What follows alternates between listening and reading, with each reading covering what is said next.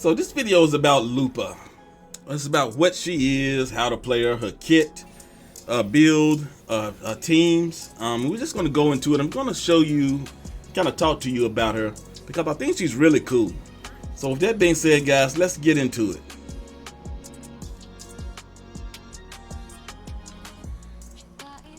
So with Lupa, she has two Forte gauge you need to be aware of. She has the Wolf Flame and she also has the Wolf Faith. The Wolf Flame is what I'm going to show you here. It's basically her basic Forte gauge that every resonator has. And she's going to just feel that just by performing basic attacks. And as you can see, it's halfway full now. I'm going to go until it's all the way full, and then I'm going to show you Wolf Faith. Now, once you have at least half your Forte gauge full, the normal Forte gauge Wolf Flame, then you can get Wolf Faith. And to get Wolf Faith, you have two ways to do it. You can use the heavy attack, and then you can see that the wolf has appeared over the first half of the Forte gauge. Or you can do a jump and 3 air basic attacks. And then you see it's returned also. And now you want to get both full, so you can just, and that was the heavy attack that is enhanced after you have the Wolf Faith and half the Forte gauge. So Lupa's resonance skill has a few different variations and different ways to use it. So I'm going to show you the 3 that she has, where she has a normal Forte gauge Wolf Flame. And it doesn't have to be filled. This is just always available when you have your normal Forte gauge before you fill it with Wolf Faith. So she has the 2-part resonance skill, which basically, let me show you the first part. That's just hitting a resonance skill once. And now we're going to do it, and I'm going to hit resonance skill twice to show you both parts. And that's the 2-part resonance skill just by pressing the E skill button twice. So she also has the resonance skill where she can basically just press E skill once, and then she chains into a 4-hit combo. It looks like this.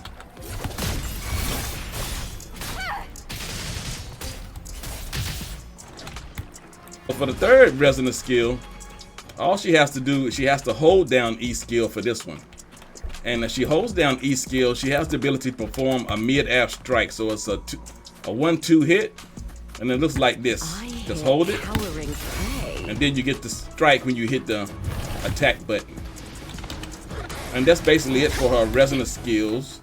So now let's look at the resonance skill with Wolf Faith. Well, now you're going to look at her resonance skill when she has Wolf Faith available. And when she has Wolf Faith available, it transforms the resonance skill and makes it much more potent. And you can see that it's ready here. And that basically does damage to the entire field. So that's kind of what you want with her resonance skill. You want to build her Wolf Flame up, and you want to get Wolf Faith, but then you want to just use her resonance skill because that's a lot of your damage is going to come from that particular move. So with Lupa, her primary damage is going to be from her resonance skill and her resonance liberation. So the thing about her resonance liberation is that when you perform the resonance liberation, it leads into a combination attack. So you perform the ult, and then you perform the resonance skill, and then you have to perform a 4-hit combo, basically mid-air. And then after that, you're going to have the enhanced resonance skill available. And that resonance skill, once it's enhanced with Wolf Faith and Wolf Flame, is going to do a lot of damage. So it kind of makes her resonance liberation her main source of damage. So I'm going to show you right here how it works. Alright, so I'm performing the ult. E skills available. Going into the combo. Look how the Forte gauge just feels. And now I have the enhanced resonance skill ready. And that's basically how you perform her resonance liberation. Alright, so and with that being done, guys, let's move on to the next section.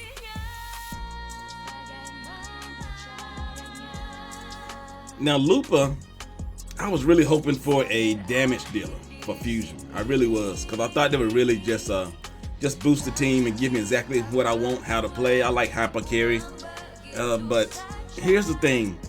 She can be played as a damage dealer, but they gave her some attributes that boost her team that really make her more of a team player.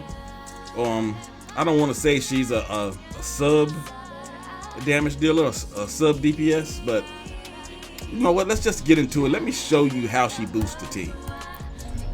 First, let's look at her outro skill.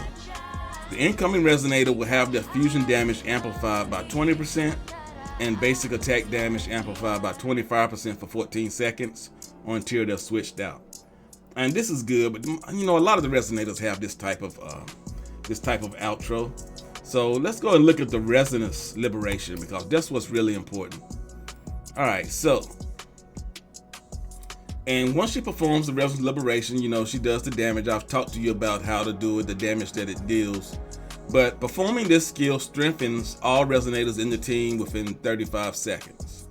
So all resonators in the team gain pack hunt effect. I'm going to talk to you about that. But also, when they get hit, they immediately recover and are considered to have successfully dodged the attack when they are on the ground and can be triggered up to 3 times. So basically, when she performs the resonance liberation, your team gets an auto dodge for 3 times. So you can actually get hit 3 times and you're going to auto dodge it. So that's one thing that's really good for her. But let's talk about pack hunt. So resonators with pack hunt gain a 6% attack increase, 10% fusion damage bonus when they attack Overlord class or Calamity class targets. And if there are 3 fusion resonators in the team, the fusion damage bonus against Overlord class or Calamity class targets additionally increases by 10%. So when an active resonator casts intro skill, pack hunt is enhanced, granting an additional 6% attack increase to all resonators in the team, up to a maximum of 18%. So basically, she just has the ability to boost her teammates' fusion damage, attack, with her resonance liberation, her outro skill, and it really makes her, you know, really more of a team player than rather than everything just focusing on making her damage better. It's kind of like the team itself gains the damage. So they kind of want you to put her on a team with all fusion and get the maximum bonus. And then if Lupa's pack hunt reaches its cap within the duration, she enters Wild Hunt on her intro skill, Nowhere to Run, becomes available. And Wild Hunt can be triggered once per pack hunt. So this is basically, I don't know if you probably have Short Keeper, everyone does, but if you can go through and max out her pack hunt, meaning with the intros and outros, she gains a new intro where she goes to, they call it Nowhere to Run. So I've seen it, it's pretty cool. It does good damage. So it's something you can see, not a must. If you don't get it, it's not like you're gonna feel like it's the end of the world. You missed a large amount of damage, but it's just something that's there. So with that being said, it's kind of let's look at her teams and who is the best team for her. The best team for Lupa is going to be Brent and Shang-Li. You don't have to have this team, or she's just busted, or she's just not that good. But it really makes a big difference when you have 3 fusion characters fighting with her. Even if you have to switch one of them out, if you bring in another fusion, it's just going to be a boost for the team. So this is her best team. Brent with his healing and everything he does for the team. Brent, his resonance skill is doing serious damage, and Shang-Li, she can basically be played with almost anyone with her cancelable moves, where you can quick swap with her a lot. The thing about this team is not really great for quick swap, because most of their boosts from the intro and outro are not going to be available once you start switching people in and out, because the boost ends when you switch out a character. So quick swapping probably not the best. It will still look cool and probably will be okay, but you would not be maximizing the damage of the team. So this is going to be the best team that you can get, and everyone knows Shang-Li and everyone knows Brent. So I'm not going to go into how to play the team too much, not right now, not this video, but this is basically her best team. Alright guys, so now let's look at her signature weapon, because we've talked about how she boosts her teammates, but her signature weapon actually does that also. I mean, not only does it increase her resonance liberation damage, but dealing heavy attack damage extends this effect by 4 seconds up to 1 time, and each successful extension gives 24% fusion damage bonus to all resonators in the team for 30 seconds. So this is just another way that she boosts the team.